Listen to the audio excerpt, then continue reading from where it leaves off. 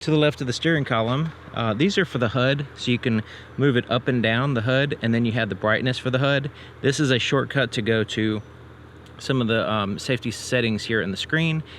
This is the button to turn on the heated portion underneath the windshield wipers to release them if they're frozen. Parking sensors, you can turn them on or off as a little indicator light. And then this button is to turn the traction control off. Default will be on.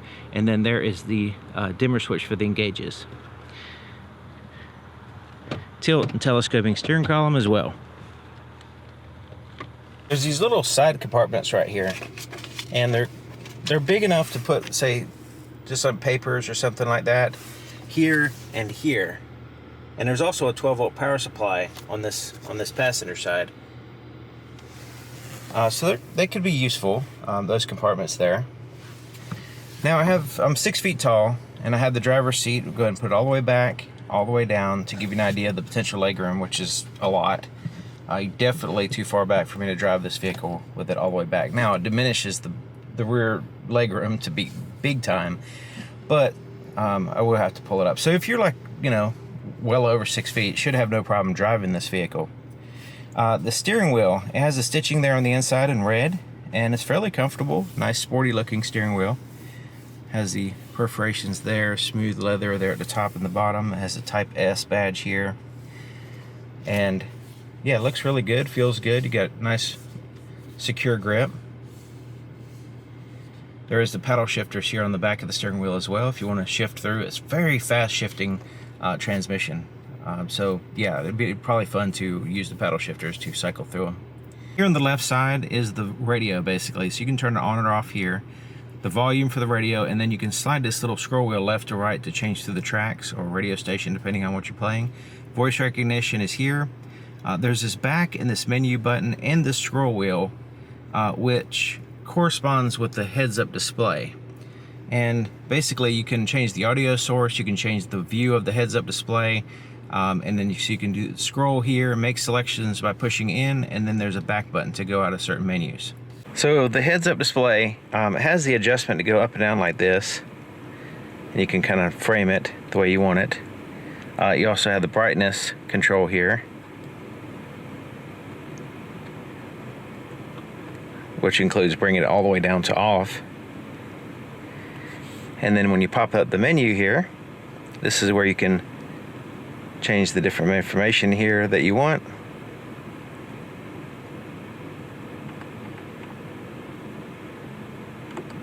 Select navigation. We can search nearby. We'll go to restaurants.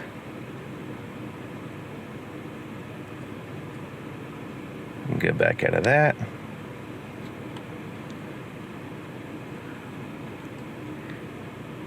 And go to the satellite radio, different audio sources.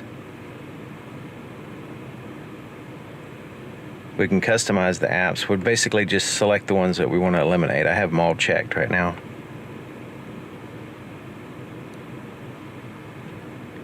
And then the select driving view. So this is the one I have it on here, which has everything. And then you can go here to the left and have it less, all the way down to just a speedometer if you want, or have it blank, which is then once again just turning it off. So that one there has the most information, the final one there, and that's what I've been using. And even though it has a lot of information, it only has the navigation popped up when you need it, when you actually have something set on there. But even then, it's still not overbearing. It's not overly distracting. The clarity and everything, just the way it looks good. It's very easily read, and it doesn't kind of get in your way. You know, like some heads-up displays are too high up, or they're too bright, or they're too bold, or something like that. There's something about them that makes it a distracting experience. This one is not really a big deal. Here on the right side is the cruise control. So you can turn it on here, set, resume, cancel. You can turn on the lane keep assist system here, and then the distance between you and the vehicle here. Now this little scroll wheel in the left and right corresponds with the screen. We'll get to that in a second. Windshield wiper controls are here, and it does have an automatic function as well, rain sensing windshield. And then on the left side is a turn signal, but it also has the headlight switch. and you can toggle on or off the headlights as well here. And like if you have the headlights on at nighttime and you turn them off, once you start driving, it'll just automatically turn them back on, so you can't drive around without lights. Now there's another button here which is fantastic. This button here for the camera, when you press that, it pops up the camera over here, and it's just so convenient and easy to get to. When you're driving, you're getting close to a parking space or something, you just hit that button and you can nail the parking spot perfectly. So I love the fact that they have a quick and easy, without taking your hands off the wheel, way of pulling up the camera. That's a big deal for me. Like Toyota and Lexus has basically an automatic function. When you go to a low speed, it'll automatically pop up. This is actually better because you can choose when you want to turn it on, this button here. So really like that feature. Okay, so the gauges are here, and the gauges are, you have different views. This is sport mode, and then it has normal and then comfort. You also have an individual, and you have a sport plus as well. There's Sport Plus, which has the G meter pops up there. But yeah, you can customize this. You can have more information, different information here on the right side. Make selections, what you want on this right side. You can have trips, navigation, information, that kind of stuff. Tire pressure. Under this gauge settings here, I'm going to select that. We can change the units to kilometers per hour if we need to. We also have the gauge layout, which we can go, right now we're in advanced, and this is crafted. So it has more of a traditional look here with the simulated dials. Now the way this screen operates is you control it down here. It's not a touch screen. So you have the home button, back button, you have the side panel button, and then you can swipe through on the side panel, or you can make selections on the main screen here. There's also volume, change to the tracks, that kind of thing. But basically it's like a mouse where you hover over what you want to select.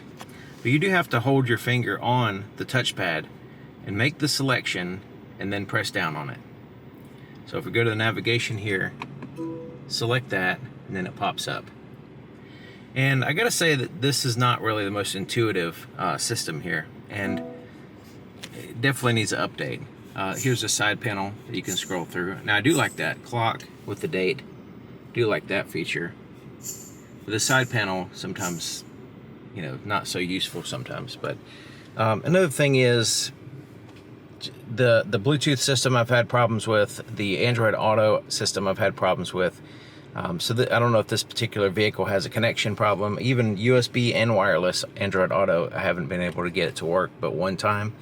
So yeah, it's this system is not really, it's not the best, you know. This vehicle is really made for driving and enjoyment of driving, but the system really takes you back. It sets it down a little bit, especially if you enjoy listening to music while you drive. It's a little bit frustrating trying to use the system. But you know, if you have this vehicle and you use it regularly, you can probably have some muscle memory and go into the things that you like to go into. But you know, it's a little bit non-intuitive, and needs a little bit of a learning curve. So here's the climate control, and you can turn it on or off, change where you want the air to blow, fan speed, front and rear defrosters. Also turns on the heated side mirrors when you turn on the rear defrosters. You can sync the temperatures, the driver and passenger temperatures. Heated and cooled seats with an automatic function here. This is the drive mode I was selecting, so as I turn that, it pops up here on the screen. Pretty cool. And we turn and hold, go into Sport Plus. And then you can press the individual right here and select it, and also, you know, set it up the way you want it. So this vehicle does have the idle stop, which you can turn off here, and also has brake hold. This is the shifter, and it's fairly easy to use once you get used to it. A lot of people see this type of shifter and they instantly just don't like it, you know. I had this in my Ridgeline, and I really enjoyed it after a short period of time. So park is there, reverse is here, neutral, and then drive. If you hit drive again, it'll go into the standard mode. You can use the paddle shifters. So we saw this stuff, and it has this little pad right here so you can rest your arm while you're using this system here. So that way when you're driving, hitting bumps, your hand's not moving around. You can keep a steady hand while you're using the system. There's also a search function on the navigation in which you can spell out numbers and letters and stuff like that. You know, it can come in handy at certain times, but it's you know, it's not something you really want to do when you're driving anyway. So, you know, just I think a touchscreen would actually be better overall. Cup holders with little arms right there, spring loaded. There's a wireless cell phone charger here, and the cell phone kind of tucks under here a little bit. You can see that. And there's a little place for wires to go in and out of this compartment. There's the USB-C, USB-A, 12-volt power supply, little storage cubby here, and I have that USB cord in there because I was trying to get the wireless Android Auto to work. It didn't work, so I had to plug it in. Still didn't work, so I was able to get it work one time wirelessly, and then it just quit working after that. Has an auto dim rear view mirror. There's a little tap lights up here. You see how they work in the night video. There's a little place to put your sunglasses. This is for the sunroof. We'll get to that in a minute. The headliner is a black cloth material. Same thing with this, the visor. And then it has the light with the mirror, which I forgot to show in the night video. It started raining heavily on me when I was doing the night video, so if there's some stuff missing, that's why. Okay, so there is the sunroof. It has a shade that blocks 100% of the light. And we can go ahead and tilt it up. It's not raining right now. Close it. We can slide it back. As far back as it goes. I haven't had any problem with visibility. It has that little pillar window there in the back, and just overall visibility hadn't been a problem. I mean, the camera really helps out. And then you have the blind spot detection system, rear cross traffic alert, parking sensors and all that stuff as well. But yeah, just over the shoulder visibility, not really an issue.